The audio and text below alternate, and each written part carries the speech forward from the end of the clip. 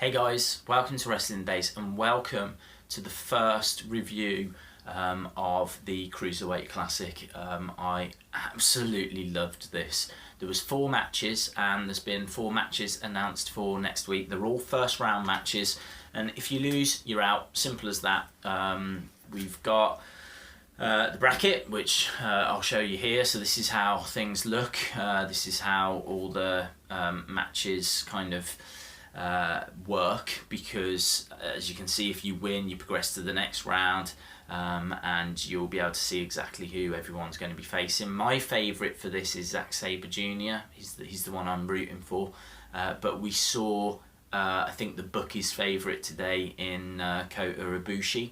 As I said, this fascinating. I'm seeing a lot of competitors I've never seen before. If you've not seen my preview video, I would urge that you go and check that out, because I did a lot of research on these guys and do talk about every single match, who I think's going to win, the matches to look out for. And actually, one of the matches I was looking forward to the most kick-started this show. But we'll get to that. I've just got a couple of things. It was at Full Sail, but it's a different layout at Full Sail. They come from the corner. They don't come down the ramp. In fact, there isn't a ramp.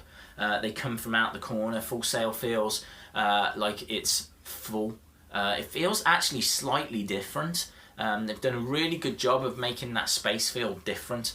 I think there's more people in there. The commentary team aren't down on the floor either. They're kind of up and out of the way, and it kind of feels like there's a lot more of an audience all the way round. And as I say, they come from the corner, which I think has probably allowed them to get more people in. I liked the layout of this. I thought it worked. It reminded me of the very first episodes of Raw, you know, where they used to kind of come out from the corner as well. I think they came out from the corner, but it had that Manhattan Center feel. But the kind of graphics were very, like, not Street Fighter, but that kind of beat 'em up kind of game. And they played a lot on the nationality of each competitor, to the point where even the commentators had their nationalities underneath. Daniel Bryan, United States; Mauro Ranallo, Canada. Is that necessary? I don't know. But yeah, you know, you can tell that nationality is going to play a big part in this. The first match, anyway, Gran Metalik against Alessandro says. Gran Metalik from Mexico, £175. Alessandro from Chile, £205. He dropped £30 to come into this match. I gave this first match, and a match I was really looking forward to, a solid 8. I think it's a great place to start. Alessandro was a heel, and you know, he was really heeling it up, arguing with the ref. He thought he had 3 counts and stuff like that. It wasn't quick enough, kind of a thing. But he could back it up. He had some great little moments, some good spots, but it was all about Gran Metalik. I think that this guy could go quite far in this tournament.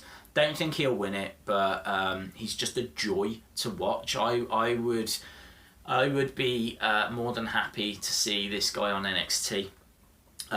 So handshake at the start. There was a springboard middle rope to the outside from Gran Metalik.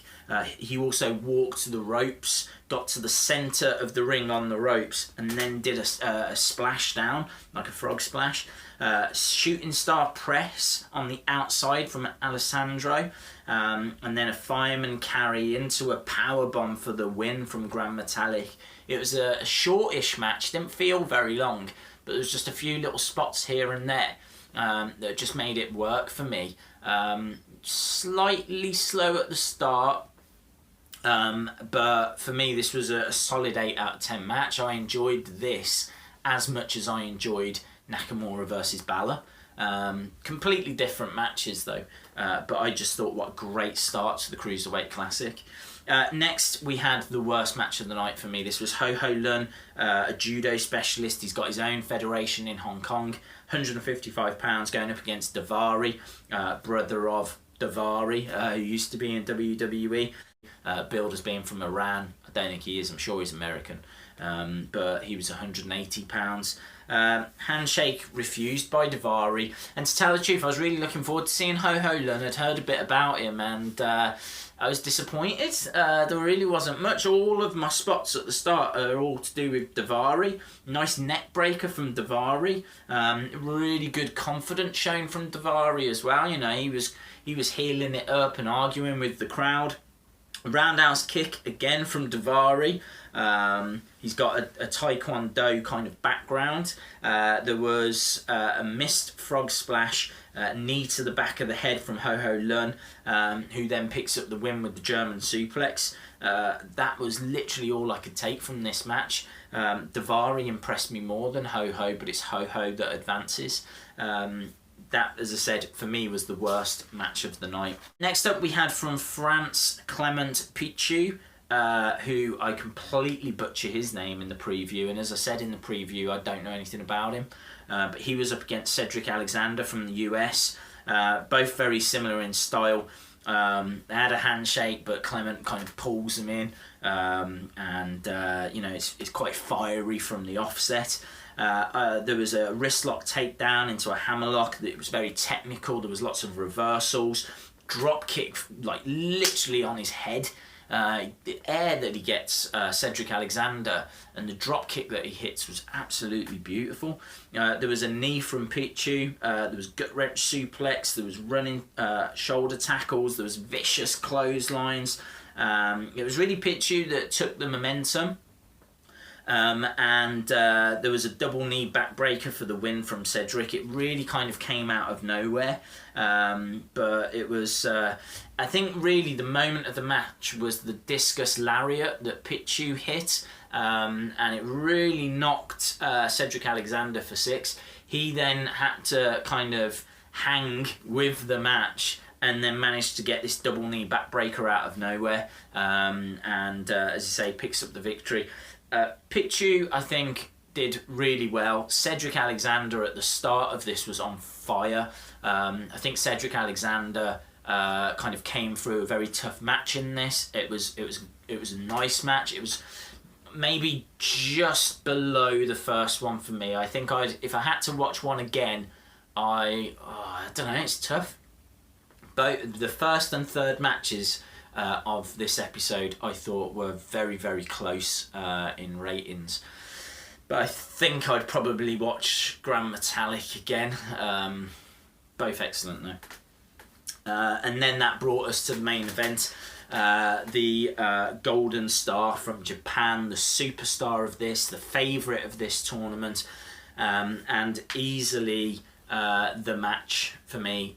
This deserved to be the highlighter. It just edges out the other two, and that's Kota Ibushi from Japan, 189 pounds, going up against Sean Maluta, an American Samoan,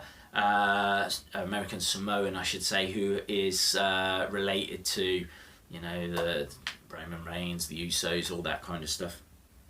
They're a big family.